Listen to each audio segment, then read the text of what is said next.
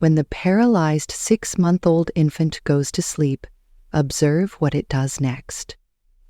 Autumn leaves danced through a marvel in the peaceful suburb of Maple Grove. Well-kept yards, the Henderson family's biggest obstacle to date, was 6-month-old Emily's vivid blue. After birth problems, the baby's eyes and golden hair were diagnosed with paralysis. Parents James and Sarah Henderson had made changes to their small 2-story house into a place of healing and hope, even though their hearts were heavy with doubt every day.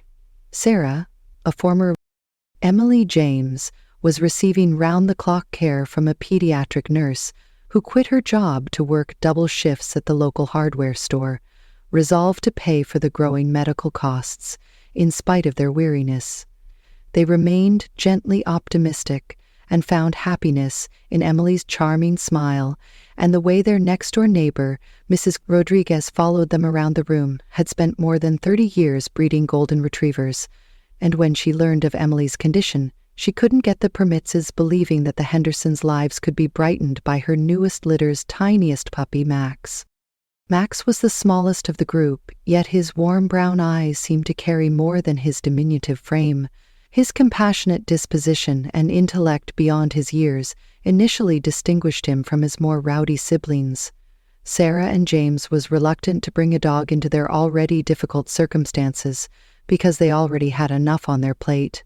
Miss Rodriguez urged that they only meet for Emily's therapy sessions, doctor's appointments, and daily care routine. Max, if only briefly, when he initially arrived at the Henderson residence, the little golden puppy, who was hardly able to stand on his own 2 feet, saw Emily in her. She was rubbed directly from a specially made newborn chair. There was no hopping or frenzied barking, just a soft approach and a gentle nose against Emily's hand, and an immediate connection was made. And unquestionably Emily, who seldom ever responded to newly monitored stimuli, Max was more lively than they had seen her in months, as shown by her eye movements and tiny cooing noises. After much deliberation that evening, Sarah and James decided to invite Max into Mrs. Rodriguez gave the puppy away for free to their family, stating that only certain matches were meant to be, and that Max had evidently discovered his calling. But they had no idea that this tiny furry family member would start a sequence of incidents that would permanently alter their lives in the months ahead. The relationship between a crippled infant and her director, in addition to inspiring their community, a loyal puppy would result in what many would later refer to as a miracle. The Henderson household saw minor adjustments during Max's first 2 weeks there, as Sarah upheld Emily's rigorous schedule of medical procedures and physical therapy. Max turned into a constant shadow that observed every motion with during Emily's floor workouts. He would lie next to her with amazing attention. Comforting the infant with a warm body during what were frequently annoying times was very difficult. In the late October afternoon, Sarah was having trouble keeping Emily interested in her treatment because the infant was fighting and becoming irritable. Max had been sleeping in his customary location close by when her mother tried to gently walk her past him, abruptly became more alert, and what transpired next would be the first of many remarkable instances. As Emily started to Max, Rose sobbed and took an unusual action, carefully putting one of Emily's plush toys in his lips, rattled the tiny rainbow-colored object, and put it just out of her grasp before he left. After Sarah caught her breath, he started softly pawing Emily's hand. Sarah screamed out her voice as though to entice her to approach the toy James. James shook with anticipation and hurried in from his office where he had been finishing up papers, and what they saw together made them both cry. Emily had never moved voluntarily beneath her shoulders, forming tiny. Max continued to gently encourage her while she made jerking motions with her right hand toward the rattle, switching between. He repositioned the toy and touched her hand with his nose as if he knew.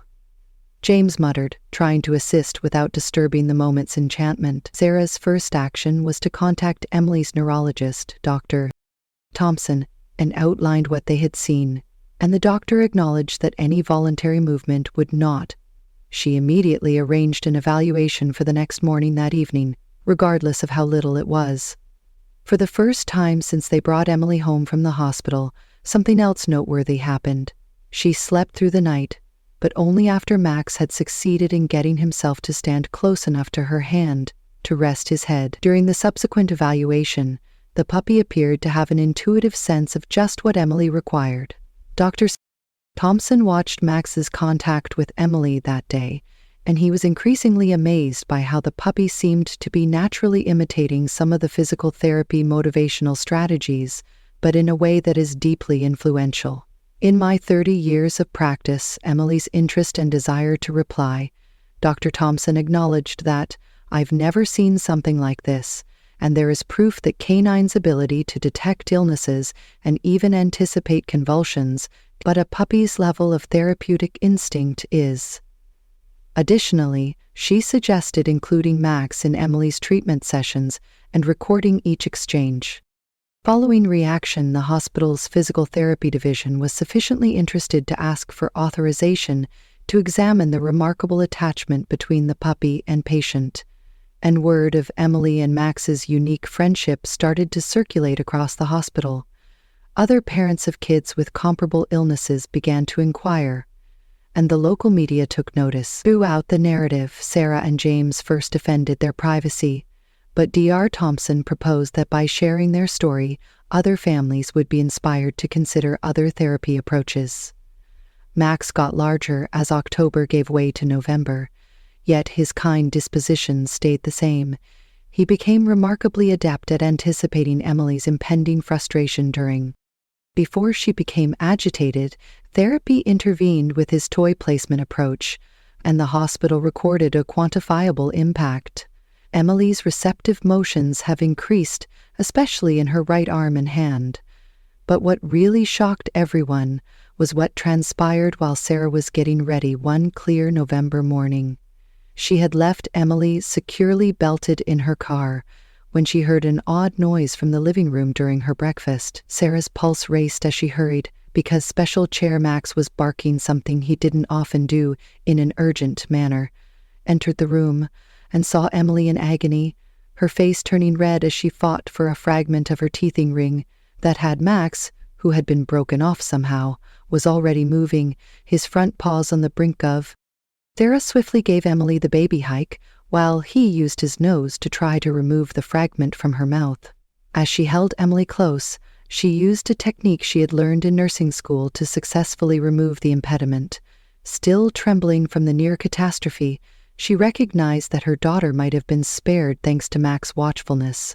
She might not have seen the situation otherwise, but the puppy's action had warned her of it in critical seconds. It was a watershed in the Henderson family's history, revealing that Max was more than just a household pet, he was Emily's guardian angel in fur, even if he was a therapeutic aid. However, they were unaware that this incident was only the breakthrough. The start of an even more incredible chapter in their journey occurred on a calm Sunday morning in early March. In December, Sarah was recording a therapy session between Emily and Max for the hospital's research team when she observed something remarkable through her camera when they were playing as usual. Max had put Emily's favorite rattling just beyond reach, but Emily's reaction this time was different from the slight jerk. Every time motions to which they had become used, Emily's whole arm moved in a fluid, intentional movement. Sarah's was not only reflexive, it was intentional. She nearly dropped the phone she was filming with James because her hands were shaking so violently. She called out, her voice quivering. James entered the room with emotion, saying, "Please, come here now." They both marveled as Emily, encouraged by Max's soft prods, mimicked the motion while Max's tail wagged consistently. If he understood the significance of this moment, the puppy had in some way opened a nerve root in Emily's body that all of the traditional treatments had failed to reach. Dr. Thompson, who showed up within the neurologist's assessment 1 hour after Sarah sent her the video, showed Emily exhibiting something extraordinary, indications of neuronal regrowth in regions of her brain that were previously believed to have been irreparably injured. There must be something going on because her baseline measurements and her activity when interacting with Max were very different. Dr. Thompson discussed how Max offers a blend of physical incentive and emotional connection. As we saw the puppy show off his technique once more, he somehow accessed neuronal pathways that were inaccessible to us. Emily's treatment strategy was immediately modified as a result of the discovery through standard therapy. The research team at the hospital started recording all of Max and Emily's interactions using monitoring devices to monitor her brain activity. They noticed that Max had naturally formed a pattern of care. First, he would look Emily in the eye, in an engagement that was ideal for her purposes, building a relationship that caused her brain to produce feelings of well-being, after which he would offer soothing. Her tactile senses are stimulated by physical contact, mainly with his paw or nose. Ultimately, he would offer a challenge or toy to encourage her to try movement, which astounded the medical staff. Most notably, Max appeared to be able to predict when to change his strategy. If Emily appeared tired, he would immediately change to a more calming position while resting next to her until she was prepared to try the hospital's therapy approaches. The pediatric section started creating the Max protocol, researching methods to include comparable Rodriguez misses, incorporating animal-assisted therapy methods into their treatment plans for other youngsters with paralysis. When Max's breeder was questioned about his ancestry, it was discovered that his grandmother had been a licensed therapy dog who had dealt with kids who had special challenges. But Emily's own revelation may have been the most impactful. During one of her sessions, she made a noise that caused everyone in the room to start laughing as she reached for a toy Max had placed nearby. Sarah started crying as soon as she pronounced the first word, and it was as obvious as day, and James was forced to take a seat after Max, shown his typical sensitivity, went straight to Emily and licked her hand tenderly, making her laugh, which was another sound they hardly ever made. Heard previously, Dr. Thompson then clarified that Emily's emotional bond with Max had produced new neurological activity in the brain, in addition to providing pathways for mobility. The puppy also served as a conduit for communication between Emily and Ethel, and allowing the world to unlock doors that everyone had feared would never be opened again after learning of Emily's. As word got out, the Hendersons started getting calls from hospitals all across the nation who were interested in finding out more about this incredible case of canine-assisted rehabilitation. But the most crucial thing for Sarah and James, the delight they now witnessed every day in their daughter's eyes, was a miracle, and it seemed to get stronger with every new Emily's improvement. Is always accompanied by the dedicated presence of her four-legged guardian angel. Becoming a parent every day, Sarah and James had to make a critical choice that the Children's Hospital of Philadelphia had completely rejected. Offered Emily a place in a groundbreaking research that combined conventional therapy with animal-assisted rehabilitating. The program might benefit many more kids, but it would require moving. Sarah spent 6 months sitting in Emily's nursery one night, observing Max carried out his now familiar habit of urging Emily to grab toys. Their relationship had become so convinced that Max could sense Emily's needs before she displayed any symptoms of discomfort, and the idea of interfering with this? "We can't separate them," James replied, and the delicate balance weighed heavily on her heart. Quietly reading his wife's thoughts from the doorway, "And whatever we decide, need to remain together." The hospital had already thought about this proposal to make Max a vital component of the Pacific doctor's practice, and Mrs. Rodriguez, who had grown to be Emily's grandmother, offered to assist with the study. They were able to locate pet-friendly temporary housing in Philadelphia.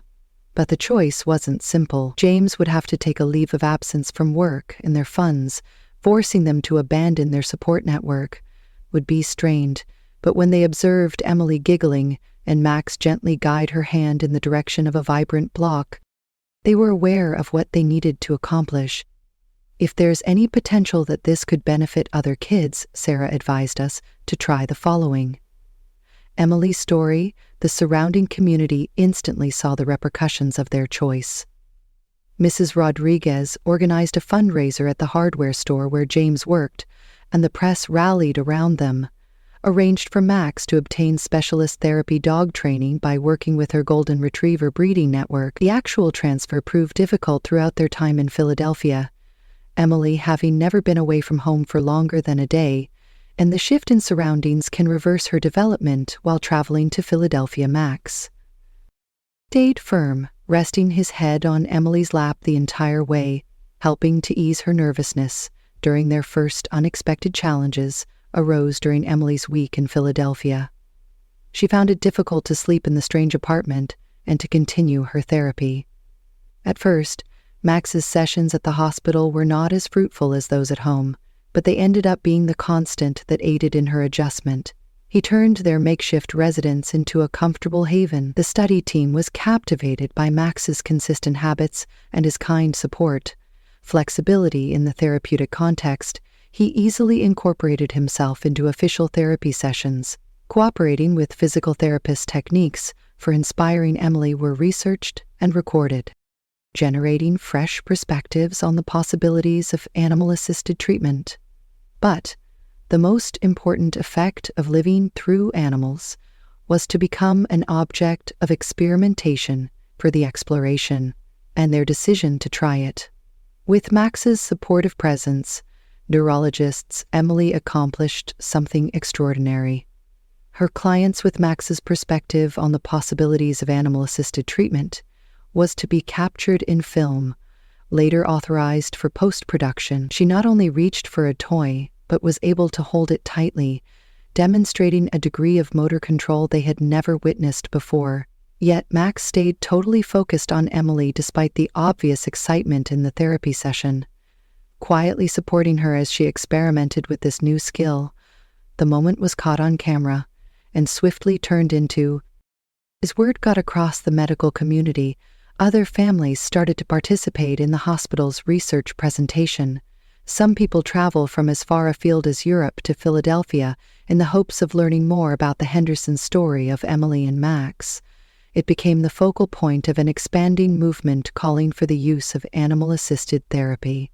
However, the increased imprisonment presented its own set of difficulties in pediatric rehabilitation. Emily's schedule was increasingly hectic as investigators tried to record every detail of her encounter with Max. His protective tendencies came into play, and he occasionally put himself between Emily and the medical staff if he felt threatened. He's teaching us just as much about emotional intelligence as he is about physical intelligence, and she was starting to feel overwhelmed. We are beginning to read the little signs he picks up on their decision, according to one of the key experts on therapy. Ex-Mormon therapist Robert Allen started a series of events that extended well beyond Emily's individual journey, and the hospital started creating a training. Other hospitals launched a therapy dog program designed especially to help children who are paralyzed, contacting you in hopes of putting comparable initiatives into place, but in the midst of all the research and medical advancements. Nevertheless, the most significant effect was evident in Emily's increasing self-assurance during the quiet moments.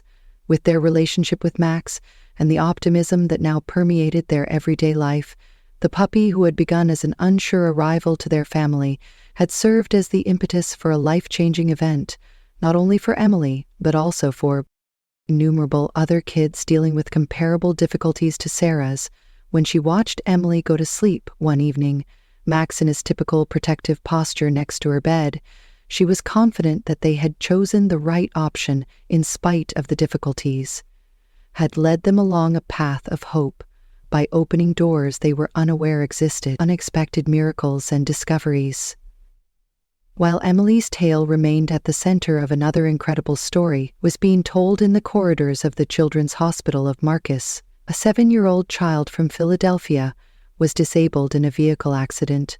Two got enthralled with Emily and Max's daily treatment sessions years prior, from his wheelchair in the hallway, observing via the observation glass, his gaze tracking each exchange between Diana, the mother of Marcus's puppy and infant, observed how her often reserved exchanges with his family took on a new dimension.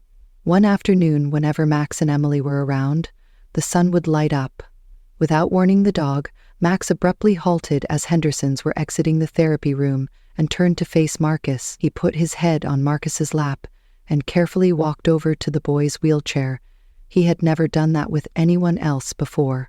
Sarah told Diana that while observing the exchange with interest, he typically remained totally committed to Emily. This surprising relationship resulted in a new. Dr. Thompson proposed incorporating Marcus into the research program as a dimension. Max kept his primary link while some of Emily's therapy sessions created a small peer group setting. He started to include Marcus in their daily activities with Emily, occasionally carrying toys between the two kids, fostering motivation and conversation.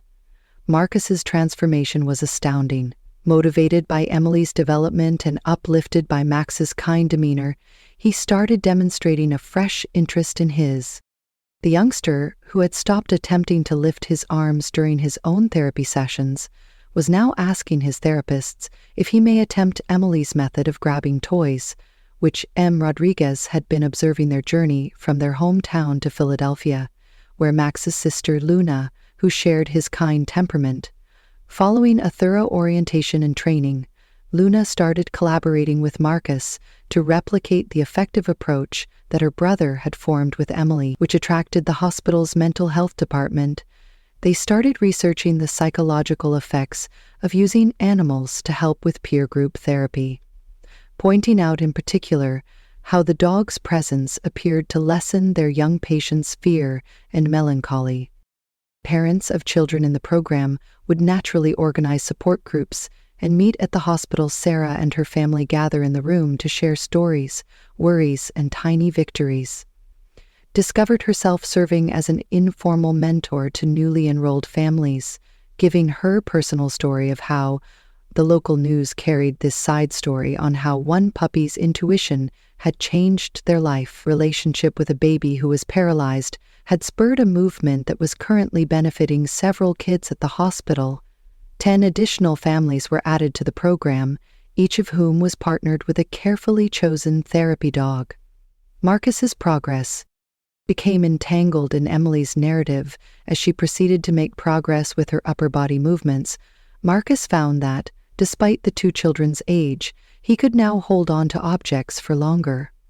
Difference created a unique friendship that was expressed through their mutual bond and smiles.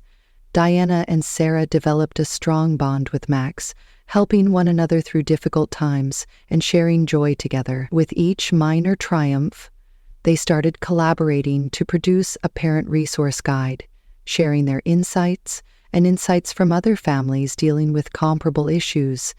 This surprising growth in peer support. And the medical team saw that the children's participation in community building gave the study program a rich new dimension. Who worked with the dogs in groups frequently made faster improvement than those who worked with them individually. Treatment alone. When Philadelphia's winter gave way to spring, the ancillary tale of Marcus and the expanding community of support became essential components of the broader story that began as a single puppy. A puppy's incredible bond with one infant has developed into a network of mutual support, healing, and hope that know as Philadelphia's spring flowered.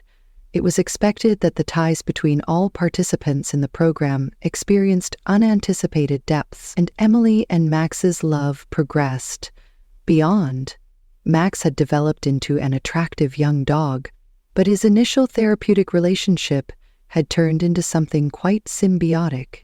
The soul, a kind puppy, never changed when it came to Emily. One morning in particular, Emily accomplished another. A significant accomplishment during their therapy session was when she was able to pull herself into a sitting position in addition to reaching for a toy. Position with little assistance, Max's response was remarkable. He circled. Everyone in the room could feel his joy as he joyfully wiggled his tail when Emily started speaking. Wobbling a little, he was at her side in a moment, giving her dependable support. "It's like they're dancing together," one of the therapists said, Observing Max's fluid style, they have created their own language in response to Emily's gestures, and the interaction between Sarah and James also changed as a result of this encounter. The stress of medical difficulties had first tried their marriage, but after witnessing their daughter's growth, they became closer than ever and adopted a tag team strategy to Emily's care, with Sarah learning to manage the situation and James becoming as skilled at treatment procedures as Sarah.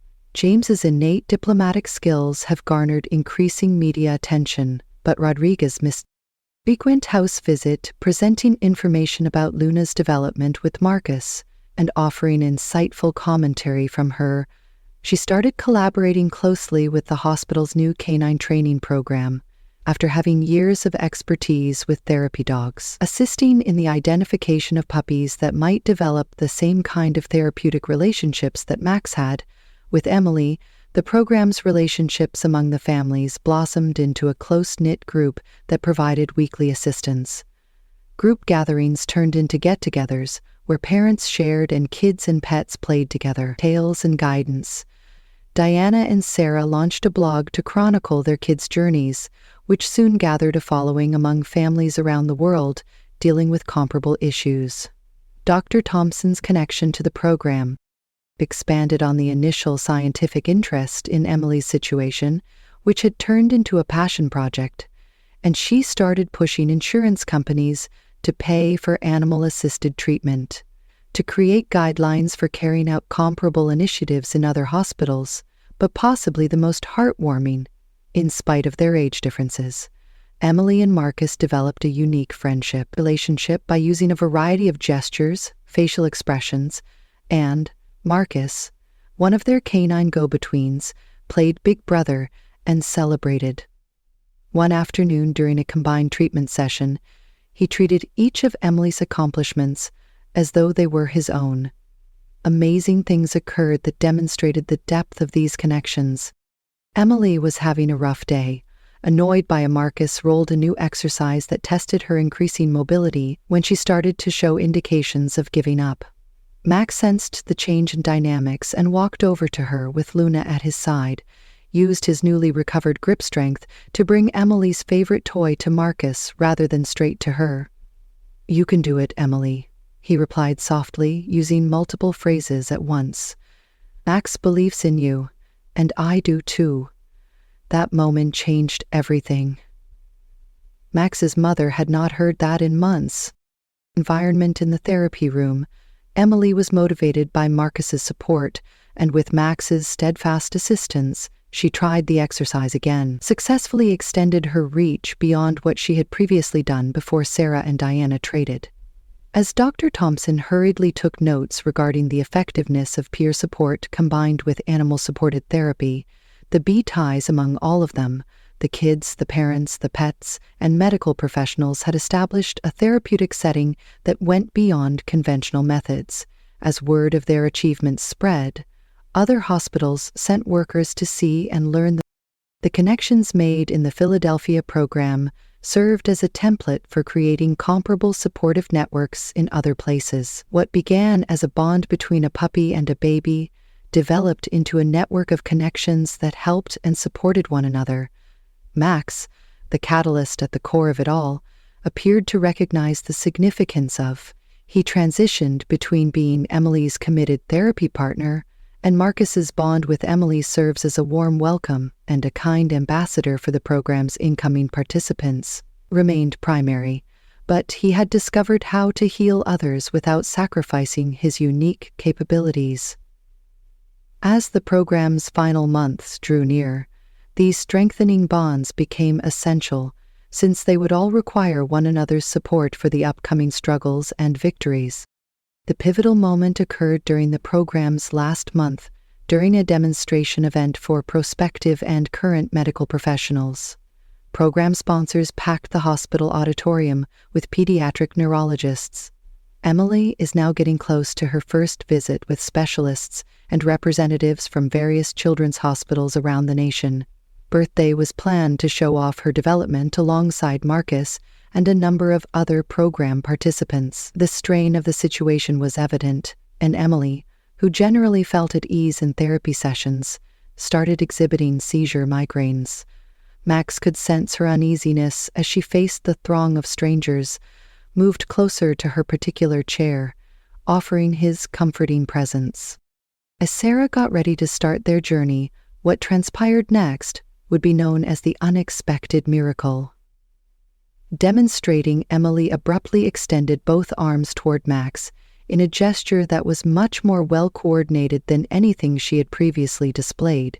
But with Max at her side, she did, for the first time, she pushed herself forward, causing the entire auditorium to go silent. Altogether, the audience let out a collective scream when she managed to roll over entirely on her own, but Max stayed focused solely on Emily, providing kind support as she learned this new skill. Sarah stood motionless. Dr. Thompson moved swiftly as James struggled to capture the moment on his phone, tears flowing down her cheeks.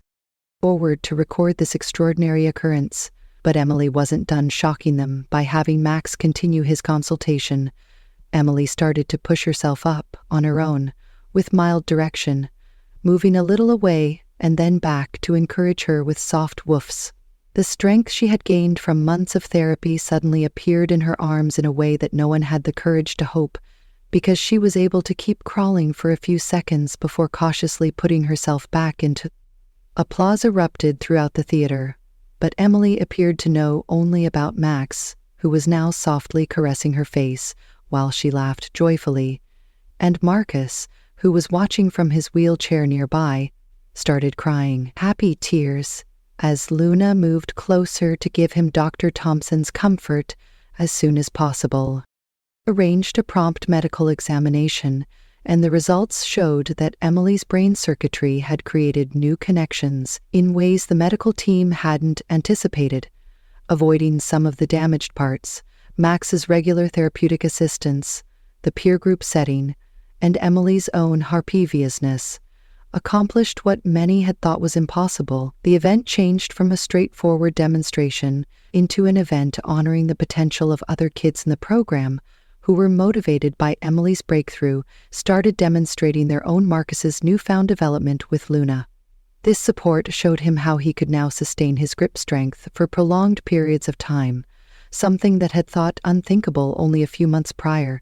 But word of Emily's discovery swiftly circulated among medical professionals, and James's video went viral on social media, giving families all across the world hope in the face of comparable difficulties. The hospital's phone lines were overloaded with questions regarding the program, and a number of important medical institutions promised money right away to help it grow.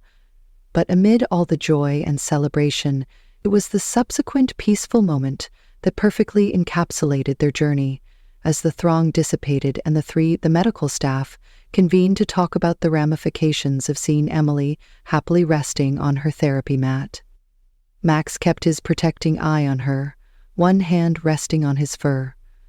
The miracle they had just witnessed, Sarah was rooted in their bond, which had begun this entire journey, and James hugged one another while they observed their daughter and her loyal friend, understanding that this moment was not only a breakthrough in medicine but also the start of a new phase in their life, as the dog who had come into their lives as what many now referred to as a miracle of love, dedication, and the amazing, had been orchestrated in part by a small ball of fur, the healing potential of a child's relationship with her dog. Following Emily's breakthrough, the Hendersons had to deal with their most difficult choice yet.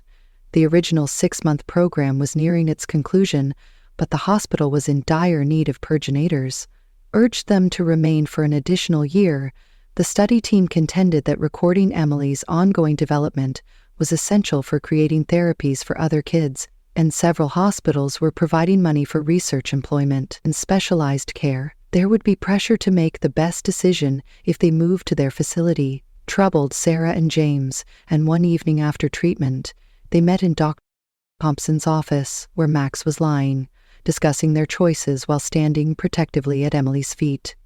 Emily's case, as Dr. Thompson indicated, that disseminating the most recent test results was unprecedented. The way we treat childhood paralysis may be revolutionized by the neuronal regeneration we're witnessing, but, she added, subtly, we can also see from Max that this goes beyond medical research. Choosing between opportunities was not the only issue. Their local community had been fantastic. Mrs. Rodriguez was helpful in planning fundraisers and taking care of their home while they were away, putting the breeding program on hold to assist in organizing the therapy dog training projects Marcus and Diana had turned into James, expressed how they were all like family and that it seemed almost cruel to separate the kids. Believing that we must figure out how to assist other kids without jeopardizing Emily's development or dismantling the support network that has grown here, they started trying to reach a compromise. Sarah, using her experience as a nurse, she suggested a hybrid approach where they would go back home yet maintain regular trips to Philadelphia for rigorous treatment sessions, and documentation of studies would also be beneficial. Create a satellite program at the children's hospital in their community, with Mrs. Rodriguez overseeing the therapy dog. At first, the hospital's managers opposed this part-time arrangement because they were worried about keeping their study consistent. But Max, as he had done so many times previously, unintentionally supplied the respondent to a therapy session with Emily, during which they were talking about the logistics. Emily started exhibiting exhaustion, which normally results in a reduction in performance. Max, seeing how exhausted she was, changed his customary routine rather of offering more encouragement. He softly led her to lay against him, showing that occasionally making progress meant knowing when to pause. "Dr. Thompson said as he watched. "The conversation. We've been so preoccupied with keeping up a steady forward motion that we've forgotten how crucial natural recovery cycles could involve a cyclical strategy that alternates between periods of intensive therapy and at-home PT. The team started creating a new procedure based on the idea that maintenance could really improve long-term progress. With insight, they would set up a satellite program network, with Philadelphia Hospital acting as the headquarters for the families. From their local communities could engage in the central research hub by gathering, sometimes for Marcus's family provided an additional component of the solution, through rigorous therapy sessions and research assessments. Diana, who had project management expertise before to Marcus's accident, offered to assist in organizing She started working with Sarah on a parent advocacy network through satellite programs to assist other families in navigating the complicated process of declaring a Mrs. Rodriguez consented to increase her position in the medical and insurance systems by traveling between locations to assist. She would collaborate with nearby breeders to find puppies who would benefit from therapy in order to train both dogs and handlers. Max's temperament served as the gold standard for dog traits, and the resolution began to take shape. Henderson's would go back home, but every 3 months he would travel to Philadelphia for rigorous studies and therapy sessions. Eventually, they would work with Mrs. Rodriguez to set up a satellite program at their neighborhood children's hospital. Supplying the vital connection between the two places, Marcus's family would move halfway between them, cities, enabling the kids to stay friends while Diana assisted in organizing the growing program, Emily's. Using video conferencing, the regular therapy team developed comprehensive procedures that local therapists could follow, and Max's interactions would continue to be recorded for continued consultation, offering useful information for the study team, while permitting him to continue serving as Emily's loyal friend. As they completed the procedures, they came to the realization that they had discovered something more worthwhile than a straightforward fix for their urgent conflict. They had developed a long-term approach that could benefit kids nationwide while maintaining the final component of the therapy's successful, intimate, and personal nature, came together when multiple significant medical insurers agreed to start a trial program covering animal-assisted suicide after being impressed by the reported results. Therapy for eligible individuals. This advancement would assist in making the treatment available to families who couldn't afford to take a pleasant summer morning trip to Philadelphia. 1 year after Max initially joined their EV, the Henderson family prepared their vehicle for the drive home, because the Philadelphia program had become something very bigger than anyone had anticipated. But it was time to start the next chapter. Emily could now sit by herself and sit in her specially made car seat, with Max watching her closely. She started to scoot over the floor with determination. Standing next to her, her development was impressive, but what really stood out was the happiness in her eyes and her regular. They gathered one more time in the hospital garden before departing, and their laughing was a true testament to how far they had come. In the location of numerous therapy sessions, Dr. Thompson had set up a tiny gathering of all the families, therapists, and support personnel who had joined their extended. Familia Marcus was present with Luna, showcasing his considerably enhanced power in his upper body by holding a farewell card he had created for Mrs. Rodriguez-Gu, who had come that day.